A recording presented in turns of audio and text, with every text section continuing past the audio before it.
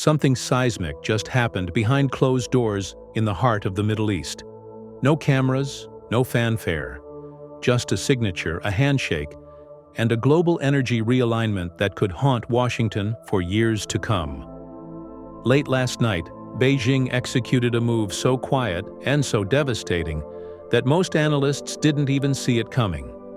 It wasn't a missile, a speech, or a new round of tariffs. It was something far more strategic. In one stroke, China has removed U.S. liquefied natural gas from its supply chain, not delayed, not reduced, but fully cut off. And that's not the full story. What's raising eyebrows across global trade rooms isn't just that China dropped the U.S., it's who they replaced it with. A powerful Gulf state, a longtime Western partner, and now it seems the newest backbone of China's gas security. The United States has been completely sidelined in one of the world's most important energy relationships. Not a single LNG shipment from the U.S. has entered Chinese ports in recent months, and now we know why. So what precisely did China do? And what does this mean for America's energy future? In this video, let's find out. For years, despite a growing list of grievances like trade deficits, tech sanctions, cyber espionage accusations, one lifeline remained strangely untouched: liquefied natural gas. U.S. shale producers kept tankers moving east. China, the world's top LNG importer, kept paying. Through tariff wars and diplomatic chill, this corridor of commerce remained warm, quietly pumping billions of dollars through the arteries of global energy trade. Until now. With little fanfare but enormous impact, China has officially slammed the door on American LNG. Not with press conferences or fiery nationalist editorials, but through silence, procurement silence. U.S. LNG deliveries to China have flatlined. Chinese customs data shows the volume has dropped to nearly zero.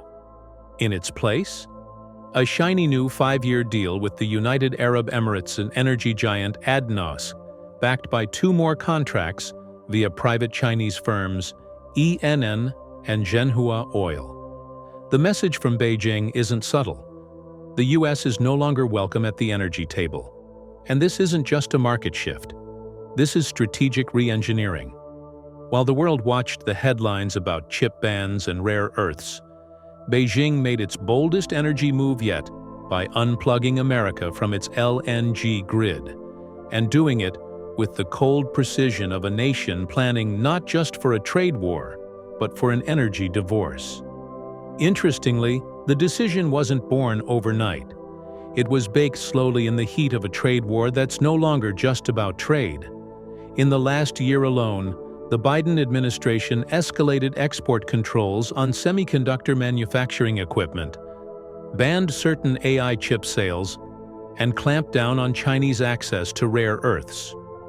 To Washington, this was containment. To Beijing, it was strangulation. In response, China chose its own theater of retaliation, and it wasn't microchips. It was methane. Tariffs were the first strike. U.S. LNG became 60% to 100% more expensive overnight, forcing Chinese buyers to either eat the losses or look elsewhere. But beneath the surface was something deeper: trust. Beijing grew tired of doing energy deals with a country that held a political gun to its head, one tweet away from sanctions, one diplomatic spat from disruption. Why depend on Houston when Abu Dhabi offers gas without conditions? For China, energy is national security, and it no longer saw America as a reliable partner, but only as a risk. Walking away from U.S. LNG wasn't just retaliation. It was decoupling with intent. Beijing isn't just buying elsewhere. It's building a new energy future where it can't be cornered. As China walked away from the U.S., the UAE walked in, not cautiously, but with open arms. The new 5-year LNG agreement with ADNOS is no mere transaction. It's a keystone in a broader Middle Eastern pivot toward the east. The Gulf, long a client of Western energy markets, is quietly rewiring its loyalty grid. and China is helping build the conduit. Years of belt and road investments in port terminals, pipelines, and digital infrastructure across the Arabian Peninsula have set the stage. Now, the energy flows are catching up with the political ones. From Saudi Vision 2030 to the UAE's digital expansion, Gulf leaders see China not just as a customer, but as a counterweight to Western volatility. Before we continue further, tell us, are you enjoying the video?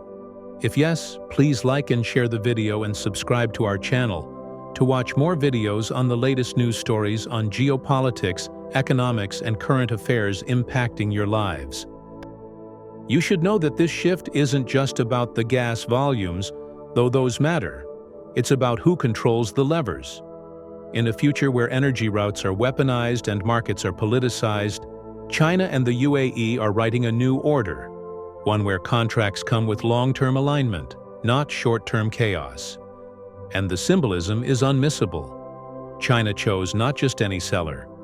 It chose a Middle Eastern partner deeply integrated into America's sphere. That's more than economic. That's tectonic. For American energy giants, the loss cuts deeper than profits. It ends expectations, the kind that funded billion-dollar LNG terminals along the Gulf Coast and shaped projections for the next 2 decades. When the shale gas boom repositioned the U.S. as a major LNG exporter, China was the crown jewel, the fastest-growing, most demand-intensive market on Earth. Now, it's gone. The 3 to 5% market share U.S. LNG held in China might seem small on paper, but in global trade calculus, it's critical. China's hunger for natural gas is still exploding, driven by environmental targets and industrial expansion. Being excluded from that curve isn't a hiccup. It's a death knell for long-term strategies built around Asia. U.S. energy firms are scrambling. Lobbyists are swarming Capitol Hill. The message is clear. We didn't just lose a client. We lost our credibility. LNG exports will shift to Europe, sure, but Europe is shrinking, constrained by its own green transition and economic stagnation. Asia is where the future is being written. And right now, it's being written in Mandarin. You see, what looks like a commodity transaction on paper is, in reality, a tectonic rebalancing of global power. China's LNG deal with the UAE is not just about shifting suppliers.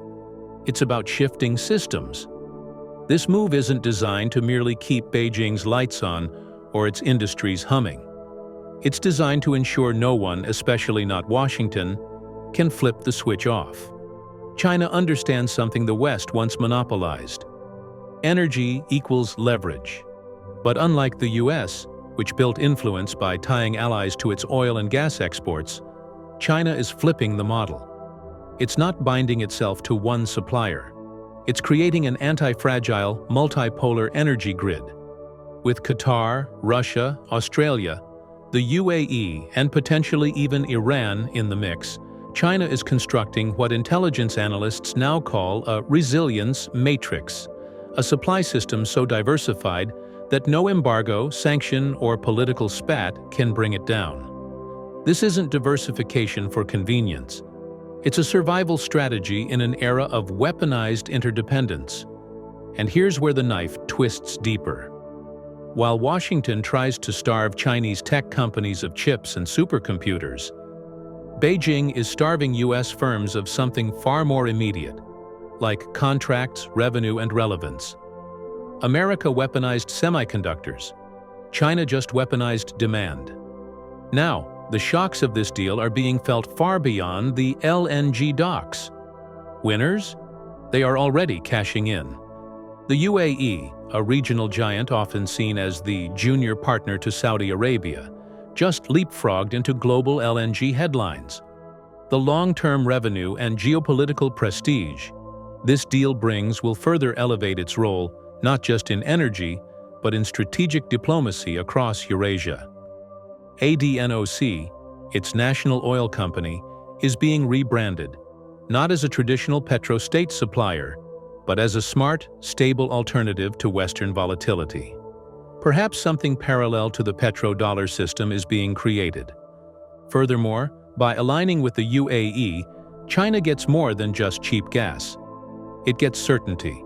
It gets immunity from tariff shocks, freedom from dollar settlements, and breathing room to keep building a parallel energy and financial order that doesn't rely on U.S. institutions. Its energy web now connects the Middle East, Central Asia, the Arctic routes via Russia, and the Indo-Pacific, a literal belt and road of pipelines, tankers, and alliances. Even Russia comes out smiling, not because it closed this deal, but because it didn't need to. Every fracture between the US and China pushes Beijing closer to Moscow by default. And every time the West loses a partner in the Gulf, the East gains one. But if there are winners, there are also losers, and they are not hard to spot. US LNG producers, who invested billions building megaterminals to serve the Asian market, now face a shrinking client list. With China gone, they are forced to fight for space in European markets already crowded by Qatar, Algeria, and Norway. Global energy stability also takes a hit. Long-term contracts like this one signal an increasingly fragmented energy landscape where politics, not price, decide who gets fuel and who doesn't. And the Western energy bloc, built over decades of Middle Eastern patronage, is visibly eroding.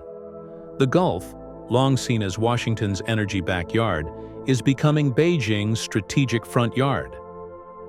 Do you think China is now building an energy empire that excludes the West permanently? Could America's LNG industry collapse if China convinces others to follow its lead? In the comment section below, share your thoughts on whether this will lead to a new energy Cold War, and if so, which side will dominate? Do you want to watch more videos like this one? If yes, subscribe to our channel and press the bell icon next to it. We bring the latest news stories on geopolitics, economics, changing world order and current affairs, things you need to stay informed. Thanks for watching, and until the next video, stay tuned.